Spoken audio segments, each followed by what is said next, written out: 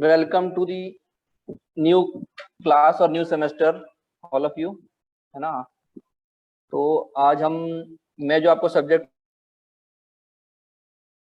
है industrial engineering and ergonomics. ये थोड़ा सा अभी तक आपने जितने सब्जेक्ट्स पढ़े होंगे कन्वेंशनल सब्जेक्ट से थोड़ा हटके है ये सब्जेक्ट। तो सबसे पहले तो हम ये समझेंगे कि सब्जेक्ट का मतलब क्या है और जो सब्जेक्ट का जो नाम है वो क्या समझाना चाहता है। ठीक है, तो सब्जेक्ट का जो नाम है वो है industrial engineering and ergonomics. Subject का कोड है ME 504। तो अभी तक आप लोगों ने पिछले सेमेस्टर तक पढ़े होंगे कि मैकेनिकल इंजीनियरिंग में क्या होता है, प्रॉपर्टीज पढ़ी हमने, मटेरियल के बारे में पढ़ा, फिर किस तरह से चीजें बनाई जाती है, मैन्युफैक्चरिंग कैसे होती है, ये सारी चीजें आपने पढ़ी। प्लस आपने स्ट्रेस स्ट्रेन पढ़ा, बहुत सारी चीजें, अलग अलग तरह की चीजें पढ़ी। अब हम आ जाते हैं इंडस्ट्रियल इंजीनियरिंग पे। जैसे हम आप लोग इंजीनियरिंग स्ट्रीम से हैं तो इंजीनियरिंग बड़ा टर्म है ना, उसके अंदर कई तरह की ब्रांचेस हैं, मैकेनिकल है, सिविल, इलेक्ट्रिकल है। तो जैसे जैसे आप डाउन जाते जाते हो किसी एक हायरार्की में तो हम स्पेसिफिक होते जाते हैं चीजों, है ना। तो वैसे ही आपका जो इंजीनियरिंग था उसके अंदर मैकेनिकल स्ट्रीम के अंदर आप बहुत सारे सब्जेक्ट पढ़ रहे हैं। अब हम इंडस्ट्रियल इंजीनियरिंग का मतलब क्या, सबसे पहले ये समझते हैं। इंडस्ट्रियल इंजीनियरिंग का मतलब होता है इंजीनियरिंग जिसको हम अप्लाई करके इंडस्ट्रीज में चीजों को इंप्रूव करते हैं, उसे कहा जाता है इंडस्ट्रियल इंजीनियरिंग। ठीक है, एक एक करके टर्म को समझेंगे हम। सबसे पहले है कि इंडस्ट्रियल इंजीनियरिंग क्या होता है। तो आपको ये पता है किसी भी इंडस्ट्री में, किसी ऑर्गेनाइजेशन में जब काम होता है तो उसकी बहुत सारी प्रोसेस होती है ना।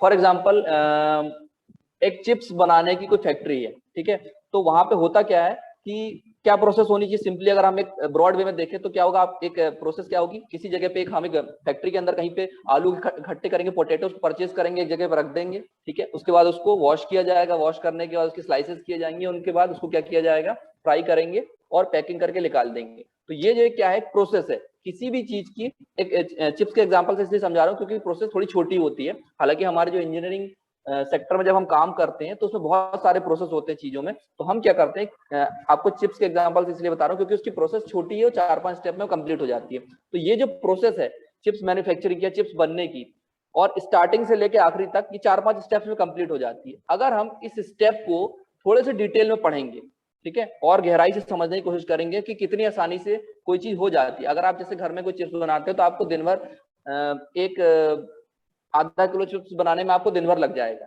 लेकिन फैक्ट्रीज में ऐसा नहीं होता। फैक्ट्रीज में क्या होता है, वो कई टनों में चिप्स बना करके दिन भर में पैक करके एक्सपोर्ट कर देते हैं। तो यहाँ पे क्या डिफरेंस है, हमारे घर में चिप्स बनता है जब या आपके किसी इंडस्ट्री में चिप्स बनते हैं या मैन्युफैक्चरिंग होती है उसकी, तो क्या डिफरेंस है। बेसिक डिफरेंस है प्रोसेस का, फिर उसमें लगने वाले टाइम का। बहुत सारी चीजें फैक्टर्स होते हैं, बहुत सारे फैक्टर होते हैं जो डिपेंड करते हैं, ये बताते हैं कि हम कैसे चीजों को इंप्रूव कर सकते हैं। जैसे आप फॉर एग्जांपल एक और एग्जांपल समझिए, जैसे आप घर से कॉलेज आते हैं, ठीक है, तो जब घर से कॉलेज आते हैं तो बहुत सारे रास्ते होंगे आपके पास। एक रास्ता हो सकता है, 2 रास्ते हो सकते हैं, 3 रास्ते हो सकते हैं आने के। फॉर एग्जाम्पल अगर मान के चलिए आपके पास कोई खुद का व्हीकल नहीं है तो आप पब्लिक ट्रांसपोर्ट से आओगे, तो हो सकता है एक फर्स्ट नंबर की रोड से जब आते हो तो आपको एक ही बार ऑटो या बस चेंज करके नहीं आना पड़ता, एक ही बार में आप बैठते हो सीधा कॉलेज जाते हो। दूसरा हो सकता है कि जहाँ पे आपको दूसरे रास्ते में नंबर 2 में 2 बार आपको चेंज करना पड़ता है। एक बार आप ऑटो में बैठे उतरे, फिर आपको दूसरे रूट पे दूसरा ऑटो पकड़ना पड़ा। और थर्ड नंबर में ये हो सकता है कि तीसरे नंबर के जब रूट में आप आते हो, तीसरे नंबर के रूट से आते हो तो आपको 3 बार ऑटो चेंज करना पड़ता है। तो ऑब्वियस सी बात है, route number 1, route number 2, route number 3 में तीनों रूट्स में क्या होगा, टाइम का वेरिएशन आ जाएगा क्योंकि आपको वहां पे ज्यादा समय लगेगा। ठीक है, तो आपको क्या चीज समझ में आई, एक प्रोसेस है।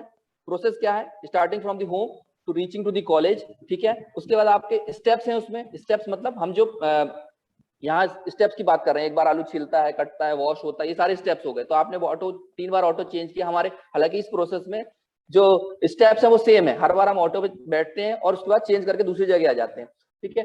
तो इसमें 2 चीजें हो रही, एक तो प्रोसेस है और दूसरा टाइम लग रहा है ना। तो हम इन सारी चीजों की स्टडी करते हैं। अगर आप ध्यान से स्टडी करो आपकी प्रोसेस को, अगर आप स्टडी करोगे तो आपको चीज समझ में आएगी कि अगर मैं एक नंबर रूट से आता हूं तो मैं जल्दी कॉलेज पहुंच जाऊंगा। क्यों, क्योंकि वहां पे क्या हो रहा है, मेरे को जो बार बार उतरने का, फिर उसके बाद ऑटो चेंज करने का और नया ऑटो ढूंढने का जो समय है वो वेस्ट हो जाता है, या वो कहीं ना कहीं मेरे ट्रेवलिंग टाइम में एड अप हो जाता है ना। तो हम अगर इस टाइम को रिड्यूस कर दें, खत्म कर दें, तो आपका starting from home to reaching to the college it will reduce to some extent, है ना। क्या होगा, वो जो टाइम है जो उसमें एक्स्ट्रा जा रहा था, ये वेस्ट हो रहा था किसी फॉर्म में, वो कहीं ना कहीं रिड्यूस होकर के जीरो हो जाएगा। तो हम यही करते हैं हमारे इंडस्ट्रियल इंजीनियरिंग में, टाइम को रिड्यूस करते हैं प्लस मेथड को इंप्रूव करते हैं। मेथड हमने, जैसे आपने क्या की मेथड इंप्रूव करी कि आप जैसे फॉर एग्जांपल आपको रास्ते से जब आते तो आपको ऑटो रिक्शा भी मिल सकता है, रिक्शा भी मिल सकता है, और इसके साथ साथ आपको बस भी मिल सकती है।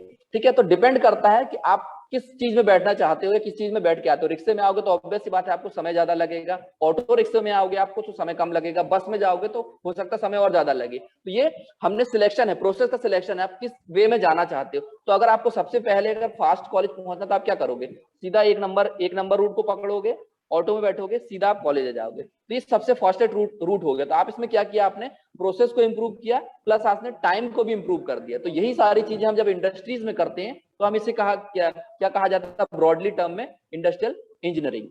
आया इतना समझ में? Yes sir. Okay, industrial engineering समझ में आ गया कि क्या होता है ना। एक एग्जांपल से मैंने इसलिए आपको बताया कि आपको वो चीज रिलेट होगी। इंडस्ट्रियल इंजीनियरिंग समझ में आ गया, हम क्या करते हैं, किसी भी प्रोसेस को आसान करने की कोशिश करते हैं, उसके स्टेप्स को इजी बनाते हैं, और हम उसमें टाइम को देखते हैं कि हमारा टाइम कम से कम लगना चाहिए। अब आ जाता है दूसरे नंबर का एर्गोनॉमिक्स। एर्गोनॉमिक्स एक ऐसा शब्द है जो किसी हमारे कोई टेक्निकल टर्म नहीं है, आप कह सकते हो एक ऐसा शब्द है, ये रिप्रेजेंट करता है कंफर्ट, ह्यूमन कंफर्ट को रिप्रेजेंट करता है। जैसे फॉर एग्जांपल आप अभी इसी ऑटो वाले एग्जांपल को हम लेके चलते हैं, तो अगर मान के चलिए आप ऑटो में, आप रिक्शा में बैठ के आते हो या ऑटो रिक्शा में बैठ के आते हो, बस में बैठ के आते हो, तो ऑब्वियस सी बात है तीनों पब्लिक ट्रांसपोर्ट में कुछ एक एनवायरनमेंट होगा। हो सकता है कि आपको ऑटो जो रिक्शा है वो खुला हो ऊपर से, है ना, जो रिक्शा जो चलाने वाला होता है रिक्शा, उसका रिक्शा कई बार खुला रहता है ऊपर से। ठीक है, ऑटो रिक्शा कैसा होता है, ऊपर से बंद होता है। ठीक है, लेकिन उसमें बाहर का हवा जो है वो अंदर बाहर ट्रांसमिट होती रहती है। लेकिन बस में क्या होता है, बस में कई बार ऐसा होता है कि एसी भी लगा होता है ना। या टैक्सी की बात करें तो टैक्सी में एसी लगा होता है। तो आपको समझ में आ रहा है, जब आप घर से निकलोगे और कॉलेज आओगे तो आपको किसमें सबसे ज्यादा कंफर्टेबल फील होगा, उस चीज में सबसे ज्यादा कंफर्टेबल फील होगा जिस जिस पब्लिक ट्रांसपोर्ट में कोई अच्छी सी गद्दी लगी होगी, चेयर लगी होगी,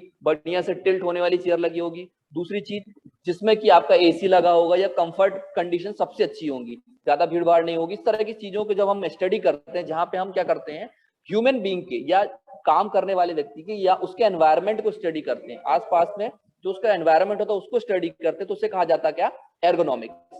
ठीक है, जैसे फॉर एग्जांपल एक और एग्जांपल से आप समझिए, आपकी क्लास है, क्लासरूम्स होते हैं, है ना, गर्मी में बहुत गर्मी लगती है, तो आप लोग बोलते हो अरे सर गर्मी लग रही, बहुत गर्मी लग रही, पढ़ने मन नहीं लग रहा। लेकिन वहीं पे अगर जब आपका मिड सीजन होता है ना, ठंड होती है ना, गर्मी होती है, तो आप इजिली एक सिंगल फैन के नीचे बैठ के इजिली पढ़ लेते हो, है ना। जब बहुत ठंड होती है तो आप लोग बार बार बाहर भागते धूप में कि सर ठंडी लग रही, ठंडी लग रही। तो अगर मान लीजिए हम एक कुछ ऐसा एटमॉस्फेयर बना दे रूम के अंदर जो ना ठंड में आपको ठंड महसूस हो, ना गर्मी में ना आपको बहुत ज्यादा गर्मी लगे। फॉर एग्जांपल एसी लगा है अगर रूम के अंदर, और अगर हमने उसको 27 डिग्री सेल्सियस पे मेंटेन करके रखा है, तो आप किसी भी मौसम में उस टेम्परेचर पे इजिली बैठ करके पढ़ सकते हो। तो आपका जो दिमाग है या जो आपका माइंड है वो डाइवर्ट नहीं होगा किसकी तरफ, दूसरी हमारे सराउंडिंग कंडीशन की तरफ। आपका जो पूरा फोकस होगा पढ़ाई की तरफ होगा, स्टडी की तरफ होगा। जो आपको बोर्ड में दिख रहा है या लिखाया जा रहा है या जो पढ़ाया जा रहा है, आपका पूरा ध्यान उसकी तरफ रहेगा, है ना। क्लियर हुआ?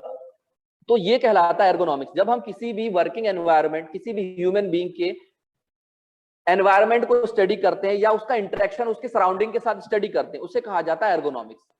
ठीक है, टर्म्स क्लियर हुए, इंडस्ट्रियल इंजीनियरिंग क्या होता है और एर्गोनॉमिक्स क्या होता है। ओके, किसी को कोई डाउट इसमें?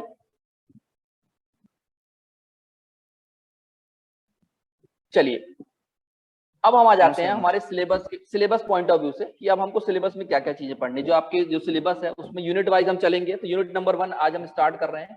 ठीक है, उसमें कुछ मेथड स्टडी, एक टर्म लिखा हुआ है यहाँ पे, मेथड स्टडी। अब इसको हम समझेंगे क्या होता है मेथड स्टडी। जैसे मैंने अभी आपको बताया कि पहले सिलेबस समझ लेते हैं। The purpose of method study, ठीक है, यहाँ पे कुछ चीजें लिखी हुई हैं। हालांकि सिलेबस के हिसाब से अपन नहीं चलेंगे, मतलब हो सकता है कोई चीज आपको पहले पढ़ने मिले, कोई चीज आगे पढ़ने मिले, तो हम एक लाइन से पढ़ चलेंगे। हो सकता है कुछ चीजें इसमें ऊपर नीचे लिखी हूँ। ठीक है, the purpose of work study, work study क्या होता है, इसका क्या पर्पस है, ठीक है, इसके क्या ऑब्जेक्टिव्स हैं, किस तरह से किया जाता है, क्या प्रोसीजर्स हैं इसके, और एप्लीकेशंस कहाँ कहाँ हम इसको करते हैं। ठीक है, हम बहुत सारे चीजें करते हैं। ये जो अभी हम सब्जेक्ट पढ़ रहे हैं, ये बहुत सारी चीजें हम घर में करते हैं, लेकिन अभी आपको पता नहीं। जब आप सब्जेक्ट को थोड़ा सा पढ़ लोगे तो आपको लगेगा अरे ये काम तो अपने घर में करता हूँ, या हमारे घर में मम्मी या पापा ये सारे काम करते हैं। लेकिन आपको अभी पता नहीं है, ठीक है। मेथड स्टडी क्या होता है, डेफिनेशन क्या होते हैं, बेसिक इसके प्रोसीजर्स क्या होते हैं, कि ये हम इसमें पढ़ेंगे। Selection of the job, job आपको पता है क्या होता है, आपने पढ़ा है, जॉब मतलब किसी स्पेसिफिक टाइप का टास्क, ठीक है। अब जब आप कोई चीज, ऑब्वियस सी बात है, जब हम किसी इंडस्ट्री में किसी चीज की स्टडी करेंगे तो वो बहुत लंबा प्रोसेस होता है, क्योंकि आप एक समझिए कि छोटी सी नैनो कार भी बनती है तो उस कार के बनने की प्रोसेस इतनी लंबी होती है कि उसमें बहुत सारी चीजें होती है ना। छोटा सा डैशबोर्ड बनेगा तो उसमें बहुत लंबी प्रोसेस होती है, फिर उसके बाद आपका एक टायर बन रहा है, या फिर उसकी बॉडी बन रही है, या उसका इंजन डेवलप होता है, कोई भी चीज बनती है, स्टीयरिंग व्हील बनता है, बहुत सारे इलेक्ट्रिकल पार्ट्स भी होते हैं। तो सारी चीज बनते वक्त क्या होता है, उसके हर एक प्रोसेस को हम लिखते हैं।